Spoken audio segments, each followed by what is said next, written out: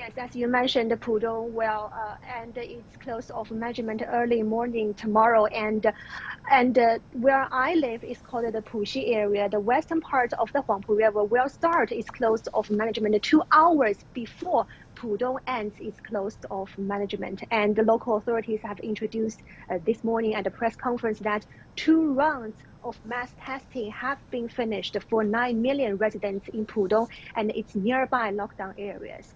Well, but PCR testing work would be tougher starting tomorrow because Puxi refers to 12 districts with more than 16 million residents. Well, during the close of management, residents are not allowed to go out of their residential communities, but if there are any medical emergencies, they can contact their local communities. That have actually caused many inconvenience for residents in Shanghai, but local government has apologized during a press conference this morning and said it will ensure food supplies and people's needs during the close of management. Doni.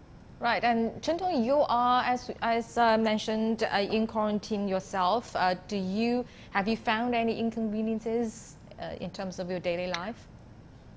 Well, yes, it actually has been quite difficult to buy vegetables because, there are actually many people, they are waiting for some delivery apps to get their food deliveries every day. So for myself, I found it has been a bit difficult for me to find food every day during the quarantine period.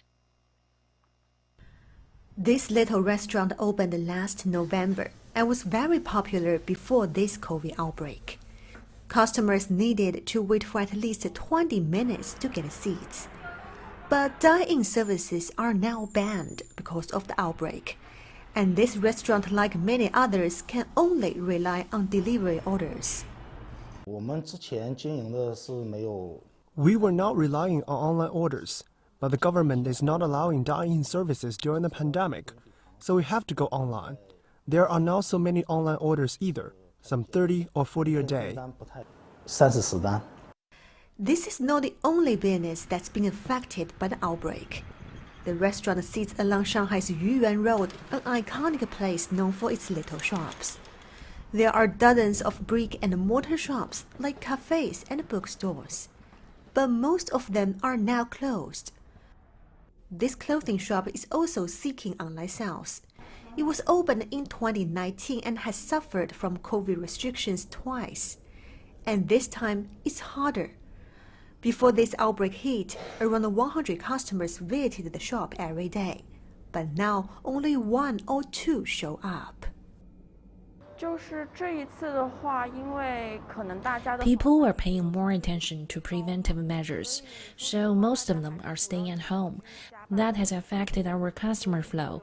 We return to online sales to our regular customers.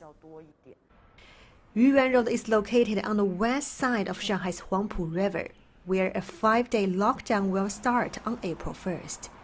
That means these little shops will be forced to close during that period. Whether and when their businesses could recover depend on how the COVID situation develops in the city. But local officials in Shanghai have announced some supporting measures to help these small businesses, such as free rents and tax reductions.